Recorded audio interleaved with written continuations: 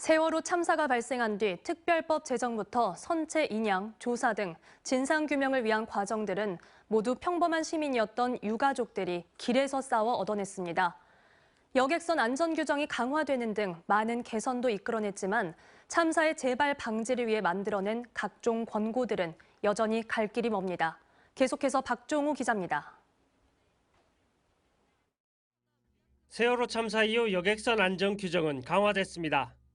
승객들의 신원 확인과 정원 준수, 구명동의 위치 설명 등 원래도 지켜졌어야 했던 것들이 참사 이후에야 다시 한번 강조된 겁니다. 300톤급 이상 연안 여객선의 선박 항해 기록 장치 설치가 의무화됐고 여객선 안전을 책임지는 내양 운항 관리자가 73명에서 151명까지 늘기도 했습니다. 초중고 생전 수영 교육 의무화와 국민안전의 날 제정으로 인한 전국 단위 국가안전 대진단 실시 등 재난안전 훈련도 강화됐습니다. 특히 안전에 대한 인식은 세월호 참사 전과는 크게 달라졌습니다.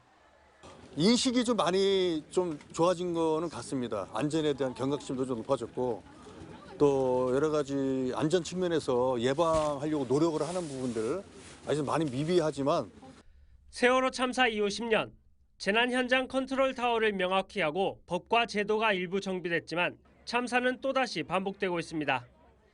세 차례에 걸쳐 진행된 특별조사기구는 명확한 결론을 내놓지 못한 데다 책임자들은 처벌받지 않았고 사회적 참사 특별조사위원회가 세월호와 가습기 살균제 참사를 조사한 뒤 내놓은 54건의 권고안도 대부분 이행되지 않고 있습니다.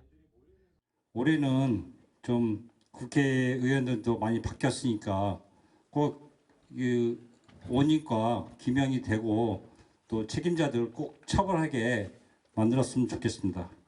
남은 이들을 위해 싸움을 멈추지 않은 세월호 유가족들은 22대 국회에 정부의 사참위 공고안 이행 여부 점검 등을 요구할 예정. 세월호는 안전한 사회를 만들기 위한 과제로 우리 곁에 남았습니다. MBC 뉴스 박종호입니다. 언제 어디서나 내 손 안의 뉴스. 광주 MBC 뉴스 유튜브 구독으로 함께하세요.